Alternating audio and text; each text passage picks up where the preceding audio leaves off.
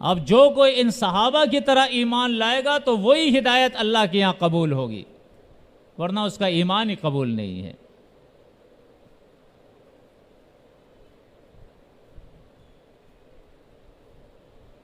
آپ دیکھیں کتنی تبدیلی آئی ہے۔ ایک وہ دور تھا جنہیں قرآن سکھایا جاتا تھا ان کے اندر تقوی آتا تھا، جنہیں قرآن سکھایا جاتا تھا وہ عقیدہ سیکھتے تھے، جنہیں قرآن سکھایا جاتا تھا وہ قرآن پر عمل کرنا سیکھتے تھے، جنہیں قرآن سکھایا جاتا تھا ان کا تزکیہ نفس ہوتا تھا، جنہیں قرآن سکھایا جاتا تھا وہ دنیا کے لیے نمونہ بنا کرتے تھے۔ اور آج ہمارے یہاں مدارس کی کمی نہیں، قراء کی کمی نہیں، حفظاء کی کمی نہیں، علماء کی کمی نہیں، فضلاء کی کمی نہیں، مفتیان کی کمی نہیں،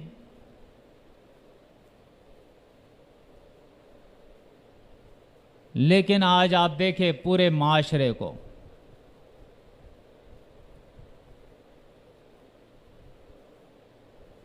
میں کچھ چیزیں بیان کرتا ہوں، کچھ لوگوں کی سمجھ میں آئے گی اور کچھ نہیں بھی آئے گی، اس لیے کہ ہر آدمی کی سوچ اپنی ہوتی ہے۔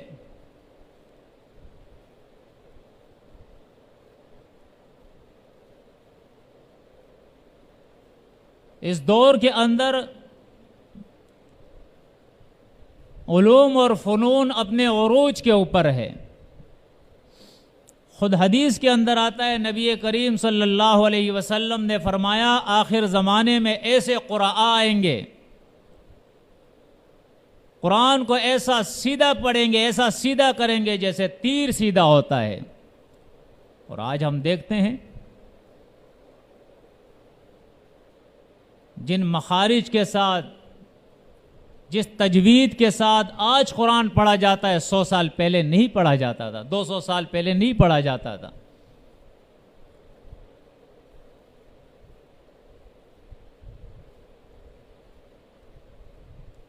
لیکن اللہ کے نبی صلی اللہ علیہ وسلم نے فرمایا عمل سے وہ خالی ہوں گے۔ قرآن تو بہت اچھا پڑھے گا لیکن عمل سے وہ خالی ہوگا، عمل نہیں کرے گا۔ علم تو اس کے پاس بہت ہوگا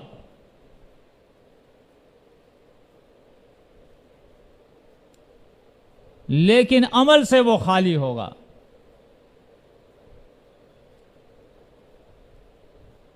یہی وجہ ہے نبی کریم صلی اللہ علیہ وسلم نے جو جماعت تیار کی تھی، ابتدائے اسلام کے اندر آپ دیکھیں چونکہ معاشرے کے اندر شرک تھا، نبی کریم صلی اللہ علیہ وسلم نے سب سے زیادہ زور اسی پہ دیا تھا،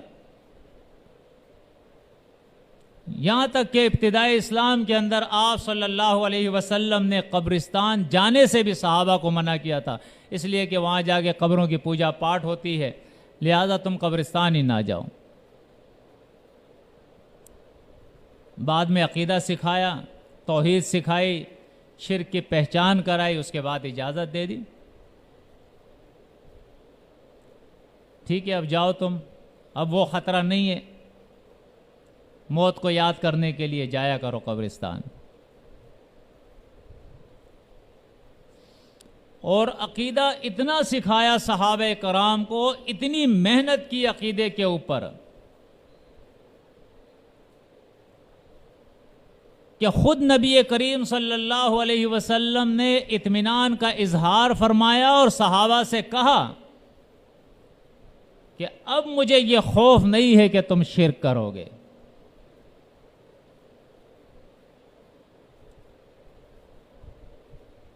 شرک کے بارے میں اتنا انہیں خبردار کیا، اتنا انہیں ڈرایا،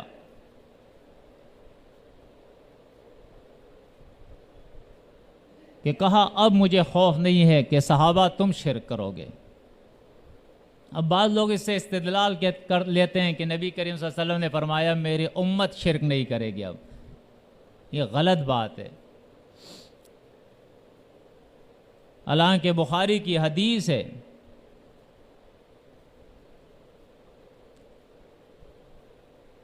لا تقوم الساعة حتى تلحق قبائل من امتی بالمشرکین، بعد میں آنے والوں کے لیے تو اللہ کے نبی صلی اللہ علیہ وسلم نے فرمایا کہ میرے امت کے کئی قبائل جو وہ مشرک ہو جائیں گے، شرک کرنے لگیں گے۔ بات کے لوگوں کے لیے نہیں کہا، صحابہ کے لیے کہا کہ تمہارے بارے میں مجھے خوف نہیں ہے کہ تم شرک کرو، ہاں حب دنیا کا مجھے خطرہ ہے تمہارے لیے۔ اور اس کے بعد ایک ایک چیز نبی کریم صلی اللہ علیہ وسلم نے ہر گناہ کبیرہ سے اجتناب سکھایا ہے۔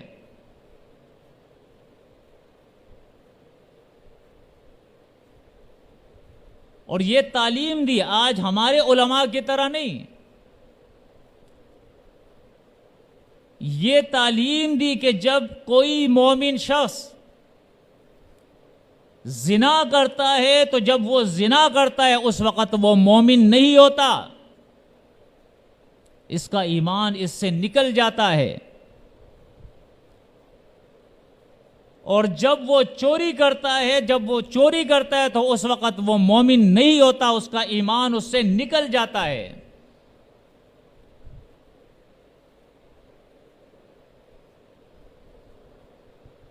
اور اتنی سختی سے ایسا معاشرہ ان کو بنا کے دیا، ایسی معاشرت انہیں سکھائی گئی۔ فرمایا وہ شخص مومن ہی نہیں ہے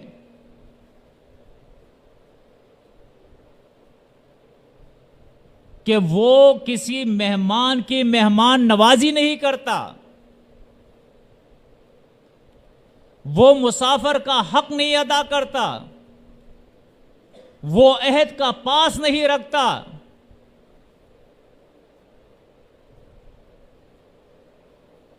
آج تو ہر کسی کو مومن کہا جا رہا ہے۔ بعض تو ہمارے یہاں ایسے صوفیاء بھی ہے، نرمی کا وہ مظاہرہ کرتے ہیں کہ وہ جذبات میں آ کر کہہ دیتے ہیں کہ کافر کو بھی کافر نہ کہو، ہو سکتا ہے کہ وہ ایمان لے آئے۔ الیاذ باللہ، پھر تو یہ قرآن اور سنت سارے جو ہے نا جھٹلا دیے جائیں گے، اس لیے کہ قرآن اور سنت تو بار بار انہیں کافر کہہ رہا ہے۔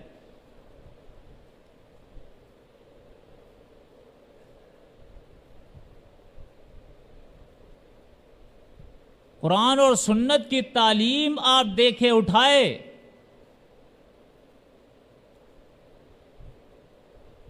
اللہ کے نبی صلی اللہ علیہ وسلم کی حدیث ہے کہ وہ شخص مومن نہیں ہو سکتا ہے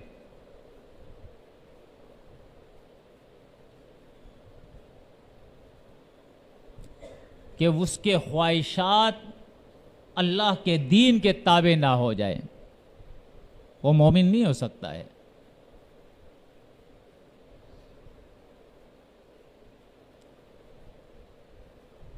بہرحال بہت زیادہ تفصیل تو ہم نہیں بیان کر سکتے، لیکن آپ دیکھ لیں ہمارے سامنے ہے وہ معاشرہ صحابہ کا۔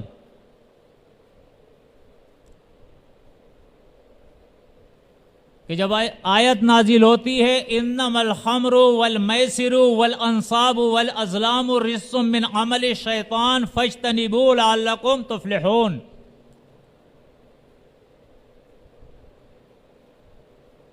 ایمان اسے کہتے ہیں۔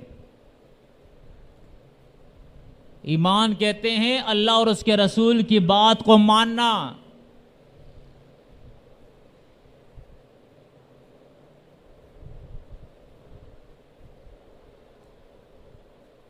ایمان کی تعریف جو قرآن نے کی ہے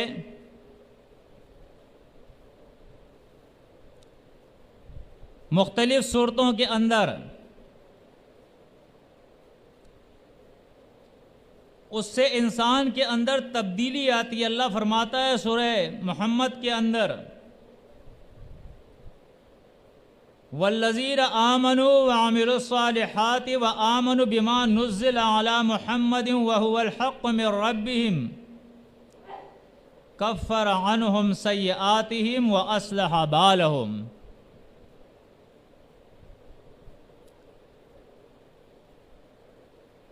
اور وہ لوگ جو ایمان لائے اور انہوں نے اپنے اعمال کی اصلاح کی، اور ایمان لائے اس کتاب پہ جو محمد صلی اللہ علیہ وسلم پر نازل کی گئی ہے،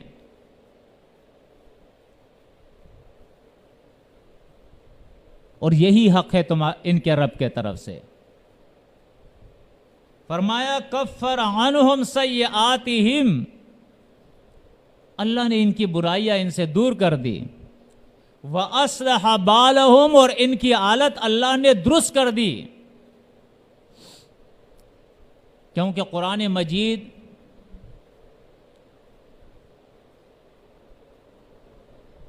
سورہ ہود کے اندر دیکھیں اللہ فرماتا ہے ان الحسنات یذہبن السیئات ذالک ذکری للذاکرین۔ فرمایا بے شک نیکیاں گناہوں کو ختم کر دیتی ہے، اور اس سے نصیحت لیتے ہیں نصیحت لینے والے۔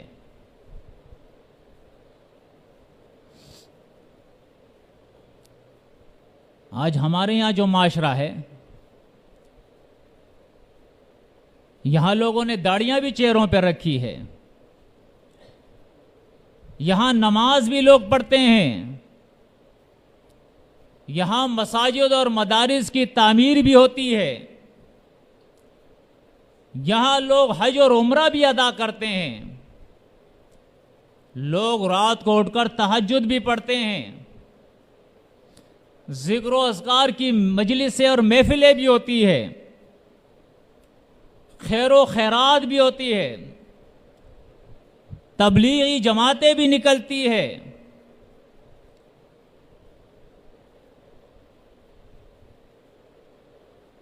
سب کچھ یہاں ہو رہا ہے۔ ابھی آپ دیکھیں قربانی کا سیزن تھا،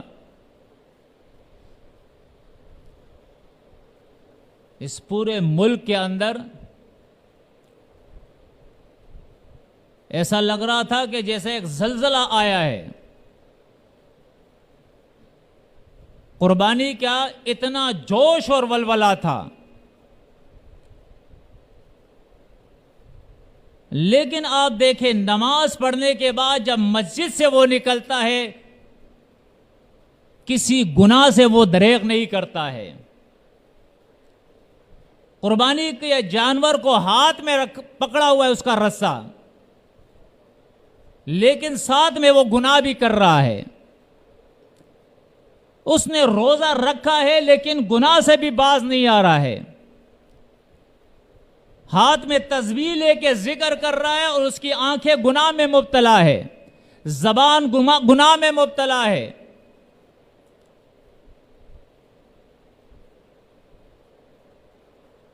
علوم اور فنون کی درس اور تدریس بھی ہو رہی ہے،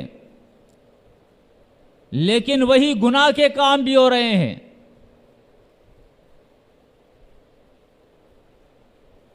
کیوں ایسا ہو رہا ہے؟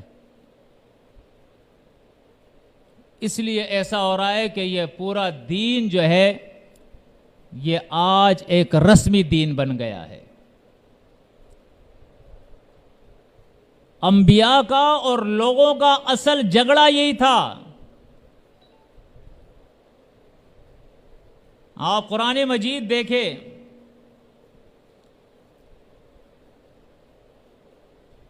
سورۃ بقرہ اور سورۃ مائدہ 2 جگہ اللہ رب العزت نے اس کا ذکر فرمایا ہے. افکلما جاءکم رسول بما لا تهوى انفسکم استکبرتم ففریقا کذبتم وفریقا تقتلون. یہ بھی وہ لوگ تھے جن کے پاس انبیاء آئے تھے. قرآن مجید اس کی گواہی دے رہا ہے. وَإِذَا قِيلَ لَهُمُ اتَّبِعُوا مَا أَنزَلَ اللَّهُ قَالُوا بَلْ نَتَّبِعُ مَا أَلْفَيْنَا عَلَيْهِ آبَاءَنَا. نبی اللہ کی کتاب کے اتباع کا حکم دے رہا ہے. وہ کہہ رہے جی ہمارے بڑے جو کر رہے تھے ہم تو وہی کریں گے. وَإِذَا قِيلَ لَهُمْ تَعَالَوْا إِلَى مَا أَنزَلَ اللَّهُ وَإِلَى الرَّسُولِ قَالُوا حَسْبُنَا مَا وَجَدْنَا عَلَيْهِ آبَاءَنَا. رسول اللہ کی کتاب اور اپنی اتباع کا حکم دے رہا ہے. جواب میں قوم کہہ رہی ہے کہ ہم وہ دین مانیں گے, اس دین پہ عمل کریں گے جس پر ہم نے اپنے بڑوں کو پایا ہے. بل قالوا وجدنا آباءنا على امة وإنا على آثارهم مهتدون. اور بڑے فخر کے ساتھ وہ کہتے تھے یہ وہ لوگ ان یتبعون الا الظن وانهم الا یخرصون, جو قرآن کہتا ہے ان کے پاس دلیل کسی قسم کی نہیں تھی سوائے ظن اور گمان کے پیروی کے. ان کے علماء کا بھی یہی حال تھا. وَفَرِحُوا بِمَا عِنْدَهُمْ مِنَ الْعِلْمِ, اپنا بناوٹی گھر کا بنایا ہوا علم جو ہے اس پر یہ نازا تھے. اللہ کی کتاب کا علم اور دلیل ان کے پاس نہیں تھی.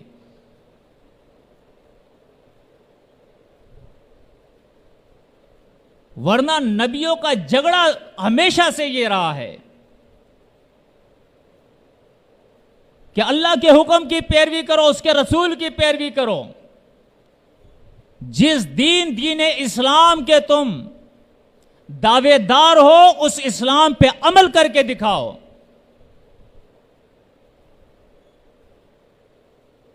اس مضمون کو آپ دیکھیں سورۃ آل عمران کے اندر بھی بڑی بہترین طریقے سے اللہ رب العزت نے اس کی وضاحت فرمائی ہے. آیت نمبر 20 کے اندر فَإِنْ حَاجُّوكَ فَقُلْ أَسْلَمْتُ وَجْهِيَ لِلَّهِ وَمَنِ اتَّبَعَنِ. نبی آپ سے جھگڑے کرتے ہیں, یہ یہود آپ سے لڑ رہے ہیں, نصرانی آپ سے لڑ رہے ہیں, مجوسی آپ سے لڑ رہے ہیں, یہ قریش آپ سے لڑ رہے ہیں, مشرکین مکہ آپ سے لڑ رہے ہیں. اور ہر آدمی یہ کہتا ہے کہ میرا دین صحیح ہے, میرا مذہب صحیح ہے, میں حق پہ ہوں, میں ہدایت پہ ہوں. کل حزب بما لدیہم فرحون, کل حزب بما لدیہم فرحون. ہر حزب, ہر جماعت, ہر فرقہ اس دن پہ فخر کر رہا ہے, اس دین پہ فخر کر رہا ہے جو اس کے پاس ہے. اللہ فرماتا ہے ان سے کہو, یہ آپ سے جھگڑتے ہیں, ان سے کہو اللہ کو تم مانتے ہو, اللہ کو میں مانتا ہوں. اللہ کی کتاب کو تم مانتے ہو, اللہ کی کتاب کو میں مانتا ہوں. اللہ کے رسولوں کو تم مانتے ہو, اللہ کے رسولوں کو میں مانتا ہوں. یوم آخرت کو تم مانتے ہو, یوم آخرت کو میں مانتا ہوں. اب آؤ اصل بات کے طرف. وہ بات کیا ہے؟ اسلمت وجہیہ, میں نے اپنے ذات کو تابع کر دیا ہے للہ, اللہ کا. ومن اتبعن, اور میری جماعت کے جو میرے پیروکار ہیں انہوں نے بھی یہ کام کیا ہے. دعویٰ تمہارا بھی ہے, دعویٰ میرا بھی ہے. فرق صرف اتنا ہے کہ تم جو کہتے ہو وہ کرتے نہیں, اور ہم جو کہتے ہیں وہ کرتے ہیں. ہم نے اللہ اور رسول کی بات مانی ہے, اللہ کی کتاب کی بات مانی ہے. سب سے پہلے شرک سے برات کا اعلان کیا, اپنے ایمان کو شرک کے ہر شائبے سے پاک کیا. اس کے بعد ہر گناہ سے ہم نے اپنے جان کو چھڑایا ہے, اور مکمل طور پہ اللہ کی اطاعت, اس کے رسول کی اطاعت ہم نے اختیار کی ہے. جھگڑا کس بات کا ہے؟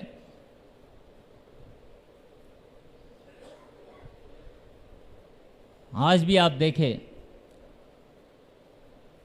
جو مولوی اور پیر ہوشیار قسم کے ہوتے ہیں، فرقہ پرست جو ہوشیار قسم کے ہوتے ہیں، وہ مسائل کو متنازع مسائل بنا کے اس کے اندر لوگوں کو الجھا دیتے ہیں۔